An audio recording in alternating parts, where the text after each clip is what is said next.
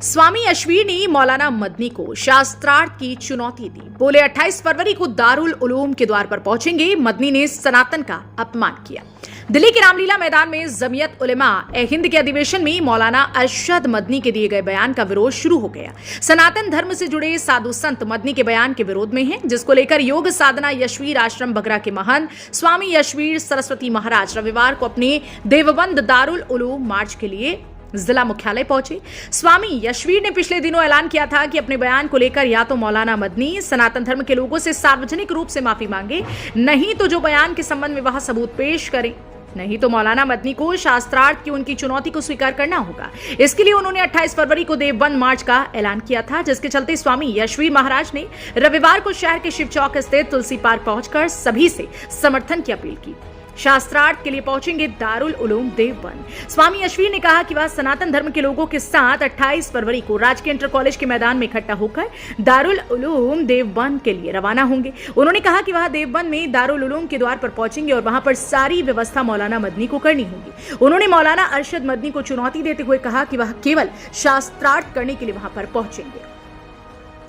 मदनी ने सनातन धर्म का अपमान किया। स्वामी ने कहा कि मौलाना अरशद मदनी ने दिल्ली के रामलीला मैदान में बड़े ही षड्यंत्र के अंतर्गत अपनी वाणी से सनातन धर्म के खिलाफ बोलकर सनातन धर्म का अपमान किया है। उन्होंने बताया कि इस दौरान उन्होंने मौलाना मदनी को एक पत्र लिखकर उनसे 9 सवाल किए। उन 9 सवालों पर मौलाना महमूद मदनी से जवाब मांगा है। इन सवालों में मुख्य रूप से कहा गया है कि यदि ओम और अल्लाह एक हैं तो क्या आप ओम को स्वीकार करते हैं?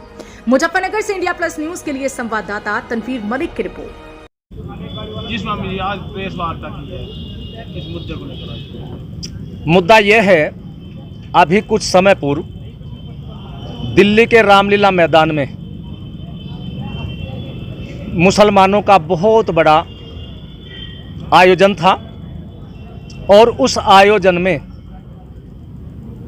दारुल उलूम देवबंद के मौलाना अरशद मदनी ने भाषण दिया और उस भाषण में उसने ऐसी बातें की जो सनातन धर्म के विपरीत जाती है। सारी तथ्यहीन बातें उसने कही और उनकी बातों से सनातन धर्म का भी अपमान हुआ है और सनातन धर्म के मानने वाले आहत हुए हैं, उनके दिलो दिमाग को ठेस पहुंची है। तो एक हलचल पैदा हो गई। तो अरशद मदनी जी ने जो गलत कहा, शास्त्रार्थ उनके साथ करने के लिए हम लोग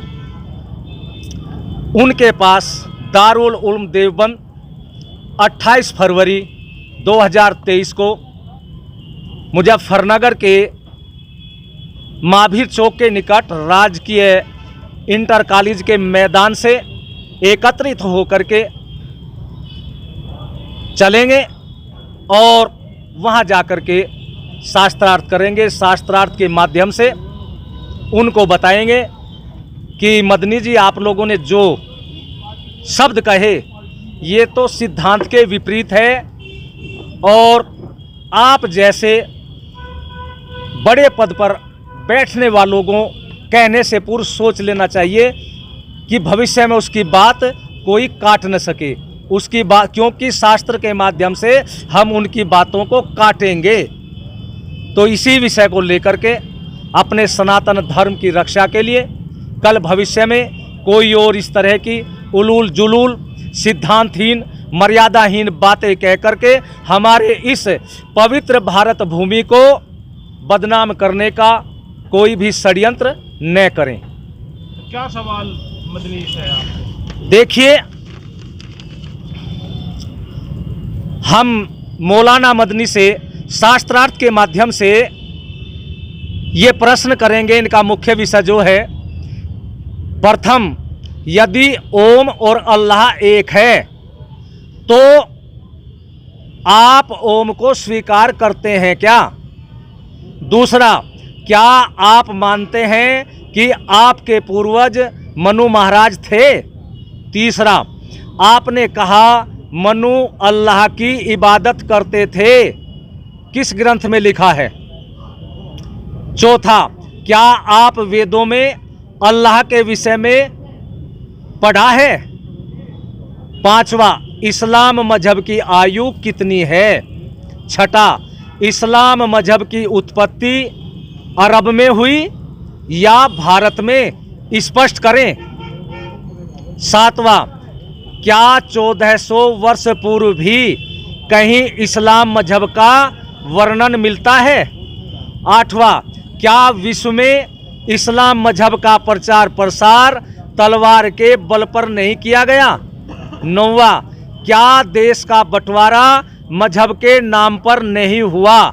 ये मुख्य प्रश्न है और जब शास्त्रार्थ होगा तो अन्य विषय भी, अन्य प्रश्न भी आ सकते हैं और उनके प्रश्नों का उत्तर हम वेद शास्त्रों के माध्यम से, ऋषियों की मर्यादाओं के माध्यम से देंगे और उनका उत्तर केवल हम वाणी से देंगे। और यहाँ से हम बिल्कुल शांति रूप में, क्योंकि हम लोग तो साधु हैं भाई, अहिंसा के पुजारी हैं और फिर वसुधैव कुटुंबकम, सारा संसार अपना है, इस विचारधारा को लेकर के शांति रूप में जाएंगे और शांति रूप में ही पुनः अपने उसी स्थान पर आ जाएंगे। तो महाराज जी, आपके साथ में कितने लोग, आप लगातार जन समर्थन मांग रहे हैं, देखिए कितने लोग हैं, कितने संगठन आपके साथ में और कितनी संख्या, और जाने का क्या माध्यम होगा आपका यहाँ से देवन। देखिए, हमने सभी सनातन धर्म के मानने वालों से आह्वान किया है कि आप लोगों के अंदर ऋषि मुनियों का,